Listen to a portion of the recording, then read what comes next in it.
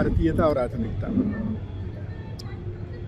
ये दोनों काफ़ी उलझे हुए कॉन्सेप्ट हैं। इस्तेमाल इसका सभी लोग करते हैं, इसके बिना जाने अनजाने इसके बिना किसी का काम नहीं चलता, लेकिन सबकी अपनी अपनी परिभाषा है, भारतीयता की भी और आधुनिकता की भी। मोटी बात शुरू में ये कहा जा सकता है कि हम लोगों का मानना ये है कि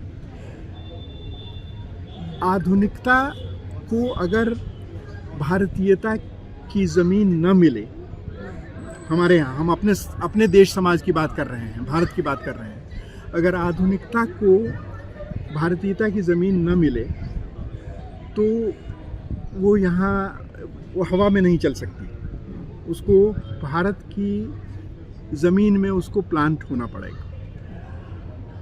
और भारत की ज़मीन को अगर आधुनिकता न मिले तो भारतीयता तो हज़ारों साल पुरानी है, फिर आधुनिकता से आपका बचाव नहीं है।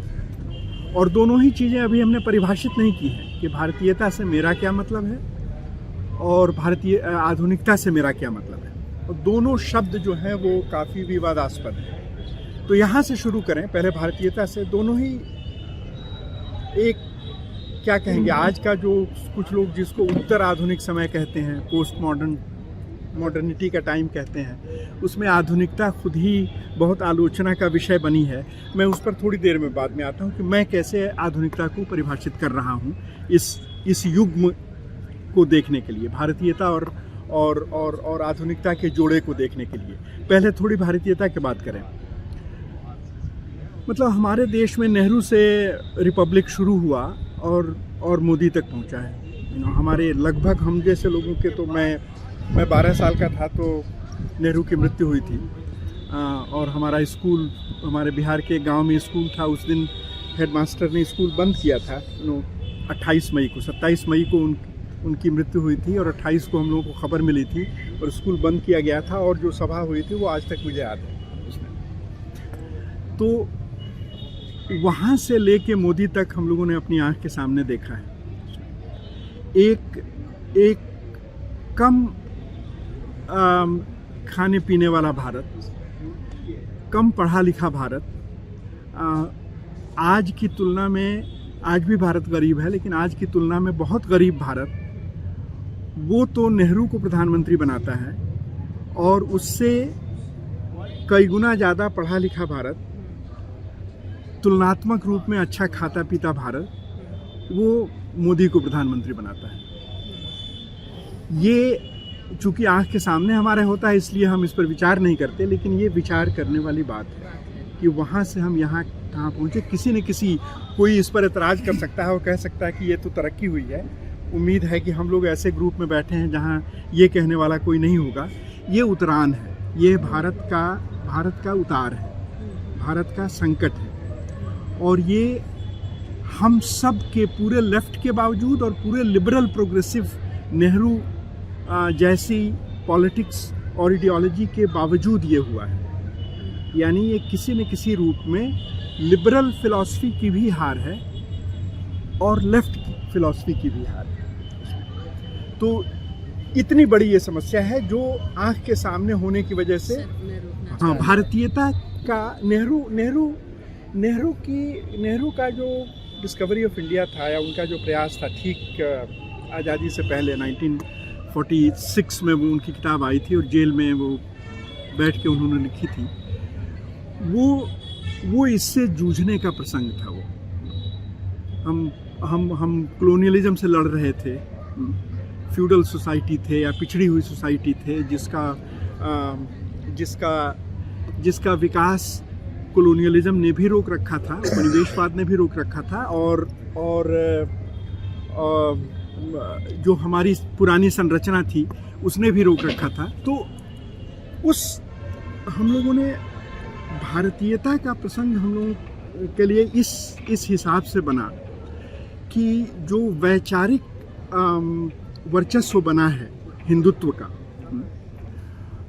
और उसका जो परिभाषा है कि हिंदुत्व ही भारतीयता है, ये मानने वाले एक बहुत बड़ा वर्ग पैदा हुआ है, एक बहुत बड़ी जमात पैदा हुई है, जिसकी धारणा ये है कि हिंदुत्व ही भारतीयता है, और उसका काफ़ी ट्रैक्शन है। कभी मेरे अंग्रेजी के शब्द आएंगे बीच बीच में, उसके लिए माफ़ कीजिएगा। उसकी उसमें काफ़ी ताकत है, क्योंकि इसके लिए इतिहास का जानकार होने की ज़रूरत नहीं, या दुनिया की राजनीति का जानकार होने की ज़रूरत नहीं किसी को। अगर उसके सामने ये तर्क प्रस्तुत किया जाए कि भाई क्रिश्चियंस के पास कई देश हैं, मुसलमानों के पास कई देश हैं, यहूदियों के पास भी एक देश है, तो हिंदुओं ने क्या गड़बड़ किया है, हिंदुओं ने क्या गलती की है, उनका भी तो देश होना ही चाहिए। ये जो तर्क है, इस तर्क को हम और आप अपने इतिहास की जानकारी से और अपनी बुद्धि से इसको काट तो सकते हैं अपने बीच में, लेकिन जन सामान्य में इसके आकर्षण शक्ति से इनकार नहीं किया जा सकता। तो ये इसकी एक बड़ी ताकत है, और जिसका उन्होंने अप्रत्यक्ष फ़ायदा उठाया है। इतने से भी उनका काम नहीं चलेगा, उनका काम सिर्फ भारतीयता से नहीं चलेगा। भारतीयता एब्स्ट्रैक्ट हो जाएगी, इंडियननेस या इंडियनिटी जो है वो आम जनता के लिए एब्स्ट्रैक्ट हो जाएगी। तो उसको उन्हें हिंदुत्व से जोड़ना है, हिंदुत्व को हिंदू से जोड़ना है, धर्म तक ले आना है, और धर्म का जो भी लोक प्रचलित रूप है उसको थोड़ा सा ऐसे मोड़ना है कि उसको कोट अनकोट आधुनिक रूप दिया जा सके। यानी ये धर्म बनाम वो धर्म, यानी हमारा कोई आंतरिक विरोधी है, हमारा कोई आंतरिक शत्रु है, हमारा कोई इंटरनल एनिमी है, और उस इंटरनल एनिमी की बेसिस पर हम मेजॉरिटी को ऑर्गेनाइज करेंगे। ये सारी बात हमें कहने की ज़रूरत नहीं है, हमसे ज़्यादा अच्छी तरह आप लोग जानते होंगे, और इतिहास में बार बार ये हुआ है। बार बार मेजॉरिटेरियन ऑर्गेनाइजेशंस जो बनी हैं या मेजॉरिटेरियन मोबिलाइजेशंस जो हुए हैं, वो एक छोटी लेकिन सिग्निफिकेंट माइनॉरिटी को दुश्मन दिखा करके वो उसको किया गया है। बहुत छोटी माइनॉरिटी हो जिसको कोई जानता ही ना हो, तो उसको दुश्मन बनाना मुश्किल हो जाएगा, और बहुत बड़ी माइनॉरिटी हो, लगभग बराबर की माइनॉरिटी हो, तो भी मुश्किल हो जाएगा, क्योंकि तब सिविल वॉर की स्थिति पैदा हो जाएगी, और सिविल वॉर दोनों पक्षों के लिए खतरा होगा। तो मोस्ट कन्वीनियंट ये होता है कि एक ऐसी माइनॉरिटी हो जिसको हर व्यक्ति ने आसपास देखा हो। मुसलमान को हर व्यक्ति ने आसपास देखा है, जर्मनी में और पूर्वी यूरोप में यहूदी को हर व्यक्ति ने आसपास देखा था, तो आसपास दिखाई पड़ता हो, उसको आइडेंटिफाई किया जा सकता हो कि किसी रेखा के उस तरफ वो पड़ता है, उसकी पहचान ऐसी की जा सकती है कि उस आधार पर वो अन्य है, वो अदर है, वो दूसरा है, और उसके बरक्स फिर मेजॉरिटी को इकट्ठा किया जा सकता है। हिटलर ने यही किया था, और आज बहुत सारी दुनिया के देशों में जो राइट विंग उभार हो रहा है, मेजॉरिटेरियन राइट विंग उभार हो रहा है, वो कहीं धर्म को लेकर हो रहा है, कहीं रेस को लेकर के हो रहा है। जैसे ट्रंप महोदय आए हैं पावर में, वो इमिग्रेंट्स का मसला उठा करके कि दूसरे देश के लोग, दूसरी नस्ल के लोग, दूसरी भाषा बोलने वाले लोग, वो आ करके हमारे सभ्यता और संस्कृति को ख़राब कर रहे हैं। अमेरिका को फिर से महान बनाना पड़ेगा, क्योंकि अमेरिका महान था लेकिन उसको चौपट किया है, जो इमिग्रेंट्स आए हैं उन्होंने चौपट किया है, और इसको लेकर के उन्होंने पूरा मोबिलाइज कर लिया है। अमेरिका आज डिवाइडेड सोसाइटी है, आधी रेसिस्ट सोसाइटी जो कोस्टल एरियाज़ को छोड़ करके बीच में है। अमेरिका का जो मुख्य पेट है, मुख्य बड़ा हिस्सा है, उसमें रहने वाले लोग संख्या में भले कम हों, लेकिन उनको वोटिंग का उनका सिस्टम ऐसा है कि उनको डेलीगेट चुनने का उतना ही बड़ा अधिकार मिला हुआ है, और उसको सारा ट्रंप महोदय आज यूज़ कर रहे हैं। तो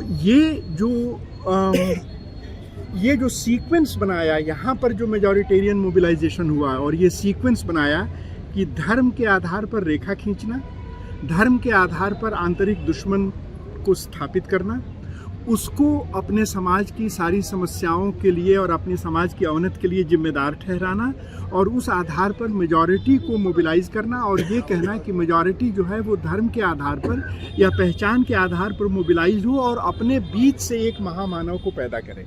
ये भी कॉमन है, ये राइट विंग के इस तरह के मेजॉरिटेरियन मोबिलाइजेशन में आप देखेंगे हिटलर ने वही किया था। और तो वहाँ भी सिर्फ ऐसा नहीं है कि वो मेजॉरिटेरियन मोबिलाइजेशन बड़ा डेमोक्रेटिक है, वो मोबिलाइज तो करता है जनता को, इस मामले में डेमोक्रेटिक भी कह सकते हैं, लेकिन पॉपुलिस्ट कहना ज़्यादा उचित होगा कि वो पॉपुलिस्ट है और हाँ लोकरंजकवादी या लोकवादी कोट अनकोट कह लिया जाए। और पॉपुलिज्म का इस्तेमाल हमेशा किसी महामानव को, किसी ग्रेट लीडर को, किसी सुपर लीडर को स्थापित करने के लिए कहता है। तो ये एक रिश्ता, ऑर्गेनिक रिश्ता बन जाता है कि ये महामानव की अपनी जनता है। अब महामानव अगर टिक जाएगा महामानव के रूप में, तो बार बार पूछने की ज़रूरत नहीं पड़ेगी, तो बार बार इलेक्शन करवाने की ज़रूरत नहीं पड़ेगी, इस वाले को हटा करके उस वाले को बिठाया जाए इसकी ज़रूरत नहीं पड़ेगी। वो आएगा डेमोक्रेटिक रास्ते से, लेकिन स्थापित होने के बाद जिस डेमोक्रेसी के रास्ते वो आया है उसी डेमोक्रेसी को ख़त्म करेगा और लोगों के की स्वीकार्यता के साथ ख़त्म करेगा। लोग इसके लिए एग्री करेंगे, आम लोग ये कहेंगे कि ये बार बार इलेक्शन क्या करना है, बार बार पूछना क्या है। ये लीडर हिटलर तो आर्यों को बचाने वाला महामानव है, या कोई दूसरा लीडर हिंदू को बचाने वाला महामानव है, बार बार इसमें पूछना क्या है। तो आप ये क्या कहेंगे, ये पैराडॉक्स देख सकते हैं कि जनता को बहुत नीचे स्तर पर बहुत विगरसली मोबिलाइज करना है, जिससे आइडियली डेमोक्रेसी को मजबूत होना चाहिए था, और डेमोक्रेसी मजबूत होने की बजाय अथॉरिटेरियनिज्म, अधिनायकवाद मजबूत होता है। ये कॉमन है, ये सारी दुनिया में जहाँ जहाँ राइट विंग का ऐसा पॉपुलिस्ट राइट विंग का उभार जहाँ जहाँ हो रहा है, वहाँ दुश्मन अलग हो सकता है, धर्मों के बीच की रेखा अलग हो सकती है, किसी और पहचान का इस्तेमाल अलग हो सकता है, लेकिन मैकेनिज्म यही है। इस मैकेनिज्म से ये हो रहा है। उस संदर्भ में अगर इनसे लड़ना हो तो आप क्या करेंगे? ये सारी दुनिया में उसका मेरे पास जवाब नहीं है, तो मैं सवाल रेटरिकली पूछ रहा हूँ कि लड़ना हो तो आप क्या करेंगे। मेरे पास जवाब नहीं है, लेकिन विचारने के लिए हम सभी के सामने ये प्रश्न ज्वलंत प्रश्न के रूप में ये उपस्थित होना चाहिए। अगर हम पीछे का इतिहास देखें तो हम ये देखेंगे कि लेफ्ट तो ये कहता रहा, जिस आंदोलन से मैं आता हूँ, लेफ्ट ये कहता रहा है कि ये बरगलाना है, जनता को कुछ लोग कुछ समय के लिए बरगला सकते हैं, जनता को हमेशा के लिए नहीं बरगलाया जा सकता। ये एक सदिच्छा, एक कह लीजिए हमारी विशफुल थिंकिंग रही है। तो हम ये कहते रहे हैं कि जो हित हैं वो सर्वोपरि हैं, हित इंटरेस्ट अंततोगत्वा जीतेंगे, पसंद अंततोगत्वा नहीं जीतेगी। तो पसंद जनता की कुछ और हो सकती है और जनता का हित कुछ और हो सकता है, और हित और पसंद के बीच का जो कॉन्फ्लिक्ट आएगा, अगर पसंद हम किसी और को करते हैं, हमारे लिए हित हमारे लिए फ़ायदेमंद कोई और है, तो हमारा ये मानना था कि अंततोगत्वा हमें देर सवेर हमें पता चलेगा कि हमारे लिए फ़ायदेमंद क्या है और हम फ़ायदे के साथ खड़े होंगे। ये हमारी सदिच्छा रही है। हो सकता है कि 100 साल के पैमाने पर ऐसा होता हो, लेकिन जैसा कीन्स ने कहा था ना कि in the long run we are all dead, 100 साल में हम सब ख़त्म हो जाएंगे।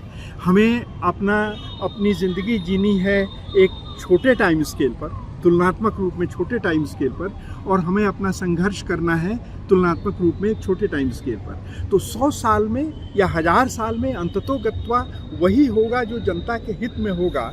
इस प्रकार की विशफुल थिंकिंग पॉलिटिक्स करने का कोई बहुत, संघर्ष करने का कोई बहुत इफेक्टिव तरीका नहीं हो सकता, मोटिवेट भी नहीं करता। इसीलिए देर सवेर ऐसे आंदोलन जो ऐसी सदिच्छाओं पर चलते हैं या ऐसे लॉन्ग रेंज थियरी का शॉर्ट रेंज इस्तेमाल करना चाहते हैं, मैं ये मानने को तैयार हूँ कि लॉन्ग रेंज में हित जो है काम करता है, इंटरेस्ट अपना काम करता है, लॉन्ग रेंज में क्लास स्ट्रगल अपना काम करेगा। समाज और सभ्यता और दुनिया और जनता हमेशा पागल ही नहीं होती जाएगी। किसी न किसी दिन ठोकर खा करके बड़े से बड़ा समाज, बड़ी से बड़ी सभ्यता ठोकर खा करके, सेकेंड वर्ल्ड वॉर ठोकर ही था ना, ठोकर लगा तो जर्मनी जगा। वरना जिस जर्मनी ने 1933 में 30% जर्मनी ने हिटलर को चुना था, और 1940 तक आते आते जब सेकेंड वर्ल्ड वॉर चल रहा है तो 95% जर्मनी हिटलर के पीछे पागल था। समर्थन दे रहा था, पूरा समर्थन दे रहा था। माइनॉरिटी, आप हम लोगों के यहाँ की माइनॉरिटी की बात करते हैं, वहाँ लोगों को छुप के रहना पड़ता था और कोई भी संघर्ष बहुत छुप के चलाना पड़ता था और रोज़ लोग पकड़े जाते थे और शूट किए जाते थे। ये सोसाइटी थी। तो 95% जर्मनी हिटलर के पीछे खड़ी हो गई थी, लेकिन अंततोगत्वा जो ग्लोबल डायनामिक्स था, जो इंटरेस्ट का डायनामिक्स या जो पॉलिटिक्स का डायनामिक्स था, उसने वर्ल्ड वार शुरू कराया। वर्ल्ड वार का झटका लगा, वर्ल्ड वार में हिटलर मरा या ख़त्म हुआ, तो जर्मनी की जनता जगी ना। उसको जगने में 10 साल तक, 1945 से 55 के बीच का जर्मनी देखिए तो वो कैसे अपने आप से एक सोसाइटी जूझ रही है। वो कह रही है कि हमने ये क्या किया, हम क्यों पागल हो गए थे। उस समय का साहित्य पढ़िए, गुंटर ग्रास जैसे लोगों के नावल्स पढ़िए, टिन ड्रम, हो सकता है आप लोगों में से कुछ लोग वाकिफ़ हों उससे, ऐसे नावल्स पढ़िए तो देखिए कि वो सोसाइटी कैसे अपने आप से जूझ रही थी कि हमने क्या कर दिया। तो ये देर में तो ठोकर लगेगी, देर में तो हम क्लास स्ट्रगल पे और इंटरेस्ट पे वापस आ सकते हैं, लेकिन रोज़ बरोज़ का 10-20 साल के स्केल पर बिल्कुल उल्टी धारा बह सकती है, जो उल्टी धारा हमारे यहाँ बही है और दुनिया के बहुत सारे देशों में बह रही है। इस उल्टी धारा के बीच में हम क्या करें? अगर क्लास स्ट्रगल का इंटरेस्ट का राग अलापते रहें तो वो तो ऑलरेडी दिखाई पड़ रहा है कि वो हार रहा है। वो जैसे आज ये कहा जाए, उम्मीद है यहाँ कोई बुरा मानने वाला नहीं होगा, या बुरा मानने वाला होगा भी तो बातचीत की जाएगी उससे, कि जो भारत का संकट है, जो हिंदुत्व का जो वर्चस्व है, ये भारत का दुर्भाग्य है। और इससे अगर लड़ना हो तो वामपंथ तो नहीं लड़ पा रहा है। वामपंथ तो की औकात तो नहीं है कि इस संघ परिवार के वर्चस्व को हरा सके। लेकिन जो लिबरल जमात है, जैसे लिबरल कांग्रेस पार्टी कह लीजिए, या अन्य बहुत सारी ऐसी पार्टियां होंगी जो हिंदुत्व की पार्टियां नहीं हैं, वो भी, उनको भी मुश्किल हो रही है। उनके मुश्किल होने का कारण क्या है? उनके मुश्किल होने का कारण ये है कि भारतीयता का जो ट्रैक्शन है, भारतीयता की जो कर्षण शक्ति है, उसका कोई वो विकल्प नहीं तलाश पा रहे हैं। भारतीयता नहीं कहेंगे, हिंदुत्व कहेंगे। और चूंकि हिंदुत्व ने अपने आप को स्थापित किया है, इसलिए भारतीयता इज इक्वल टू हिंदुत्व, ये वो स्थापित करने में साबित हुए हैं।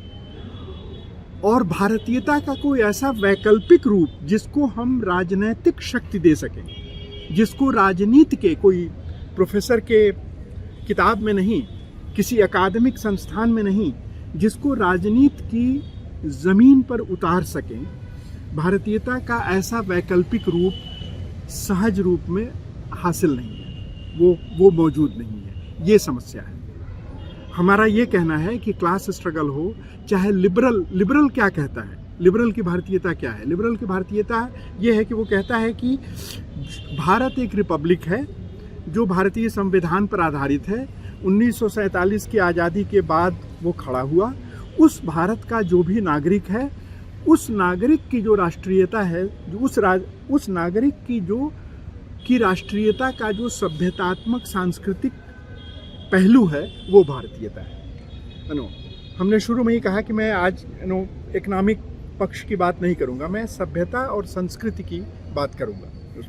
तो भारतीयता की जो संकल्पना है वो एक सभ्यतात्मक सांस्कृतिक संकल्पना है, और ये लिबरल के पास बहुत उसकी पतली लेयर है।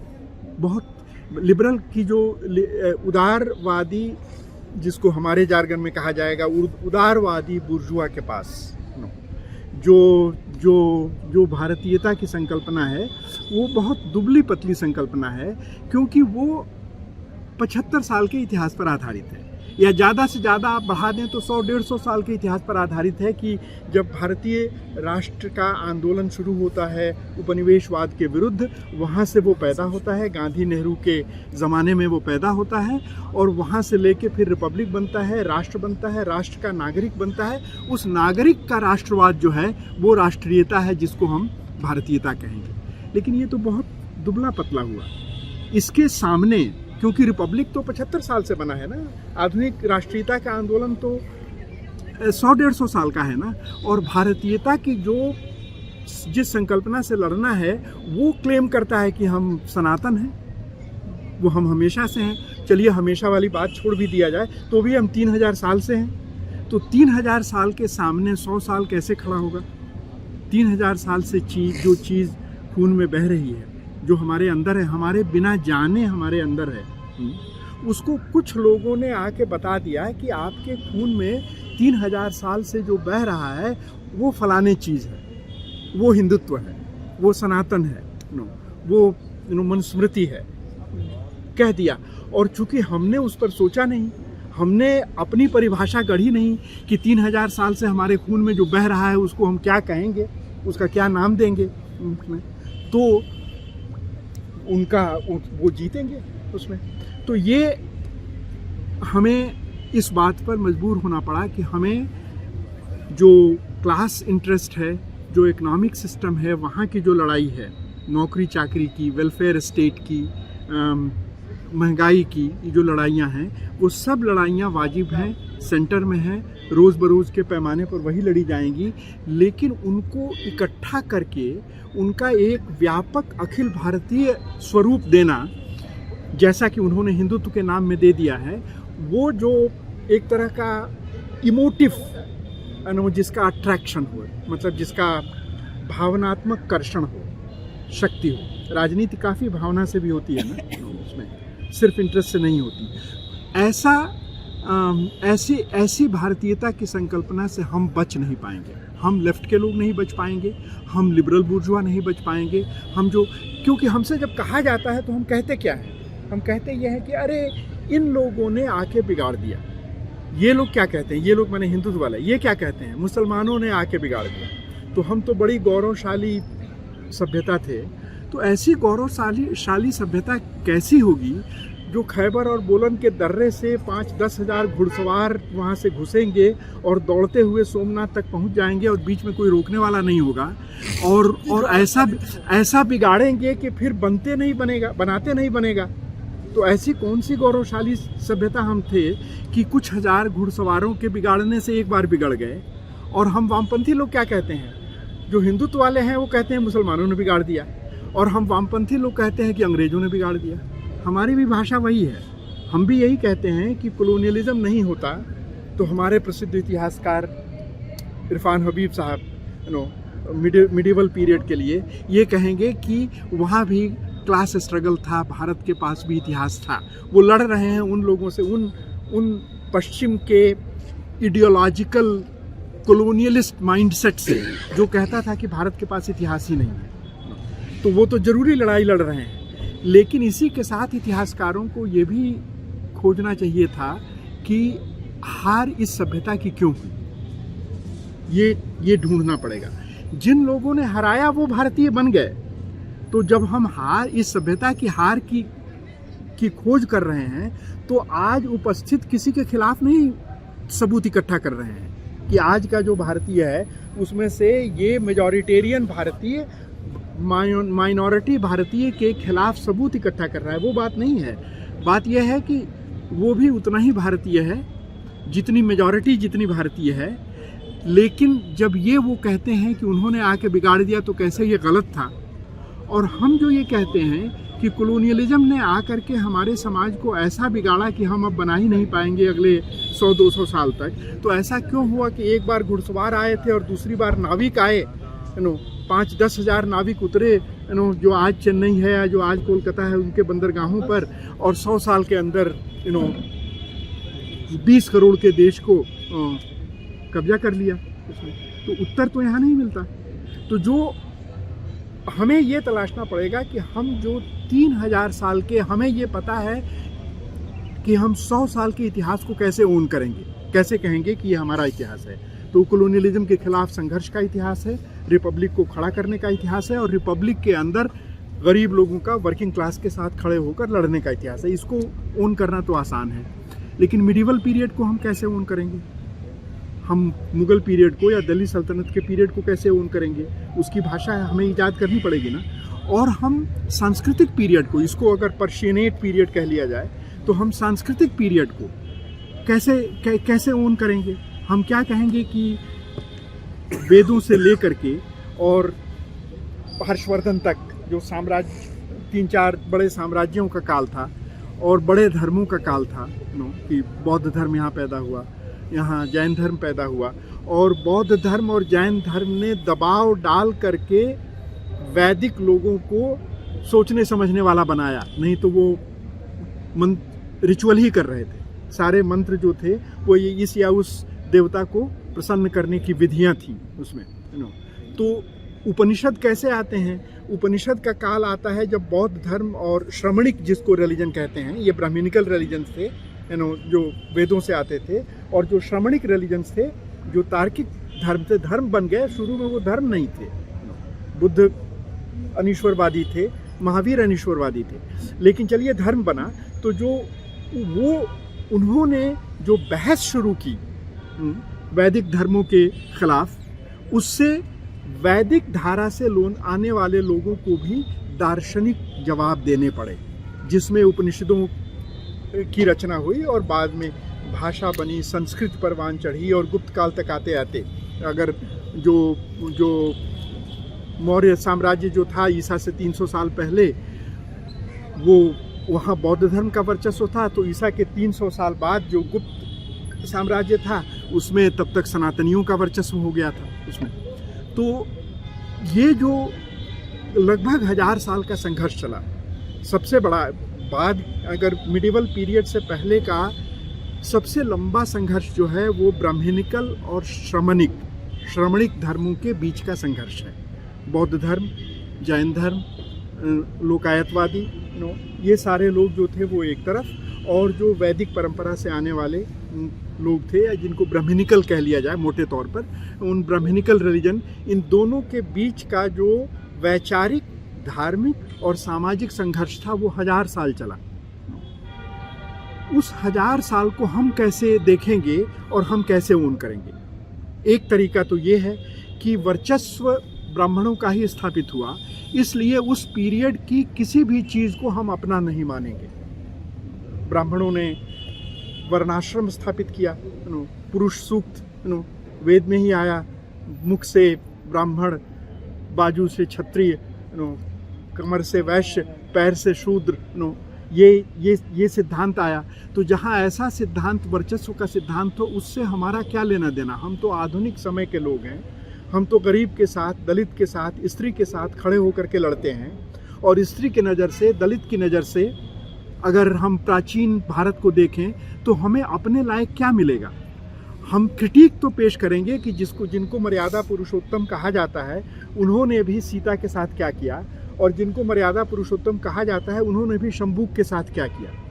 ये क्रिटिक तो हम पेश कर सकते हैं, लेकिन वो पीरियड हमारा था कि नहीं था, उसमें से हम क्या डिस्टिल करेंगे, यहाँ भी सोचने की ज़रूरत है कि हमारा क्रिटिक सही है। हम दलित के साथ, हम अगर दलित हैं तो दलित होकर अपने दलित के लोकेशन से, स्त्री हैं तो स्त्री के लोकेशन से भारत के उस प्राचीन वैचारिक इतिहास का क्रिटिक पेश करेंगे। लेकिन क्रिटिक पेश करने की भावभूमि या उसका जो ज़मीन होती है जहाँ खड़े होकर के आप वो क्रिटिक पेश करते हैं, वो हमेशा आज का होता है। जहाँ आप हैं, आपकी अपनी ज़मीन होती है।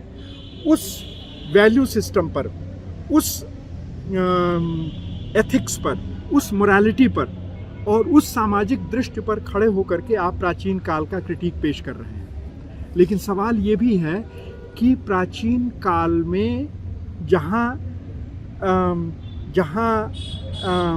इस प्रकार का ब्राह्मणिकल ऑर्डर था जिसके हम खिलाफ हैं, उस ब्राह्मणिकल ऑर्डर के, इसके बावजूद जो था वो भी हमारा था। हमारा इस रूप में था कि हम कहीं अचानक आज आकाश से नहीं अवतरित हुए ना। ये हो सकता है कि हमने 3000 साल तक इस सभ्यता ने हमें केवल उत्पीड़ित और प्रताड़ित किया हो, लेकिन फिर भी ये हमारी सभ्यता होगी। ये काफी ये उलझा हुआ मामला है। नहीं, उलझा हुआ बिल्कुल नहीं है। हाँ। उलझा हुआ बिल्कुल नहीं है। हाँ। मैं जनजीवन से उदाहरण देकर कहना चाहूँगी कि मान लीजिए एक माँ की 4 औलादें हैं, उसमें एक सही नहीं है तो भी तो है उस माँ की ही औलाद ना। तो हमें कहना पड़ेगा कि ये मेरे बच्चे हैं। सही है, बहुत अच्छे हाँ। तरह कहा आपने, बहुत अच्छे से कहा आपने। यही बहुत सरल ढंग से आपने रख दिया। ये तो हमें अपना एटीट्यूड 3000 साल पहले के भारत के बारे में भी तय करना है, उसके हमें तरीके निकालने पड़ेंगे। मैं ज़्यादा समय ना लूँ इसके लिए, क्योंकि मुझे थोड़ी बात आधुनिकता पर भी करनी है, तो भारतीयता पर मैं एक क्रूड उदाहरण दूंगा। भारतीयता का जो वैचारिक वर्चस्व वाला रूप प्रकट हुआ है हिंदुत्व के रूप में, और जिसे बिना पढ़े लिखे भी आम जनता स्वीकार करने लगी है काफ़ी हद तक, उसको आप इस रूप में देख सकते हैं कि हमारे यहाँ जो 2 महाकाव्य लिखे गए आज से 2000-2500 साल पहले, एपिक्स का जो पीरियड है, वेदों का पीरियड 1300 BC से लेके लगभग 800 BC तक, उन 500 सालों में वेद तैयार हुए, जैसे भी तैयार हुए, कोई बैठ के लिख तो नहीं रहा था, और वेद स्मृति से चलते गए पुष्ट दर पुष्ट, लेकिन वो पीरियड वेदों का था। 800 BC से लेकर के लगभग ईसा के समय तक, वो बकिया जो 700-800 साल था, ये उपनिषदों का, बौद्ध धर्म का, जैन धर्म का, लोकायतों का, ग्रामेरियंस का, फिलोसफर्स का, इंडिया की जो 6 फिलोसॉफिकल सिस्टम्स कहा जाता है ना, ये षड्दर्शन, उनका ये समय था उसमें। तो महाकाव्यों को ले लीजिए, कहाँ से वैचारिक भारतीयता से लौकिक भारतीयता अलग रास्ता पकड़ती है, लौकिक भक्ति अलग रास्ता पकड़ती है, उसकी शुरुआत महाकाव्यों से होती है। महाकाव्य जब लिखे जाते हैं, 2 महाकाव्य हमारे यहाँ भी, जैसे ग्रीक्स के पास 2 महाकाव्य हैं, हमारे पास भी 2 बड़े महाकाव्य हैं। दुनिया में ग्रीक्स के अलावा किसी के पास इतने बड़े महाकाव्य नहीं है, महाभारत और रामायण। ओके, लेकिन होता क्या है, जब पुराणों का काल आता है, ईसा के बाद गुप्त काल तक आते आते, वो जो 300-400 साल हैं, पौराणिक काल में ये एक सायास, एक कोशिश की जाती है कि महाकाव्यों के जो चरित्र हैं, उन चरित्रों को देवता बनाकर धर्म का आधार उनको बनाया जाए। तो आप देखिए क्या हो रहा है, महाकाव्यों के जो सर्जक हैं वो भुला दिए गए। वाल्मीकि और व्यास को की वजह से भारतीयता नहीं है, उनको कोई नहीं पढ़ता और जानता। राम और कृष्ण की वजह से भारतीयता है। तो महाकाव्यों ने जो चरित्र पैदा किए, उन चरित्रों को देवता बना करके हम पूजने लगे। अब आप ये पूछिए कि होमर ने भी ग्रीस में महाकाव्य लिखा था, और पूरी ग्रीक सभ्यता, और यूं कहा जाए कि पूरी पाश्चात्य सभ्यता अपनी जड़ होमर में ढूंढती है, जैसे हम अपनी जड़ व्यास और वाल्मीकि में ढूंढते हैं। लेकिन क्या होमर के चरित्रों को देवता बनाकर पाश्चात्य सभ्यता पूजती है? नहीं पूजती।